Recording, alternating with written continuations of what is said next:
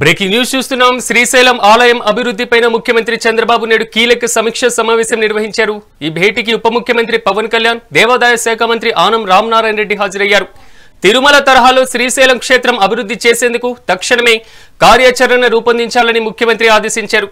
ఆలయ విస్తరణ కోసం 2000 హెక్టార్ల అటవీ భూమిని దేవాదాయ శాఖకు కేటాయించాలని కేంద్రాన్ని కోరాలని నిర్ణయించారు. జాతీయ రహదారులను క్షేత్రానికి అనుసంధానం చేసేలా ప్రణాళికలు చేయాలని, అలాగే భక్తుల సౌకర్యాలను విస్తరించాలని పవన్ కళ్యాణ్ సూచించారు.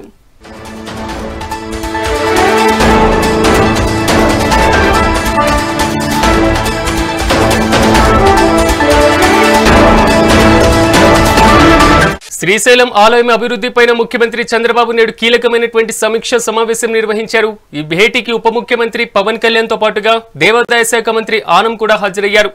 తిరుమల తరహాలో శ్రీశైలం క్షేత్రాన్ని అభివృద్ధి చేసేందుకు తక్షణమే కార్యాచరణ రూపొందించాలని ముఖ్యమంత్రి ఆదేశించారు. ఆలయ విస్తరణ కోసం 2000 హెక్టార్ల అటవీ భూమిని దేవాదాయ శాఖకు బదిలీ చేయడానికి కేంద్రాన్ని విజ్ఞప్తి చేయాలని కోరారు. జాతీయ రహదారులను క్షేత్రానికి అనుసంధానం చేసేలా ప్రణాళికలు చేయాలని, అలాగే భక్తుల సౌకర్యాలను విస్తరించాలని పవన్ కళ్యాణ్ సూచించారు.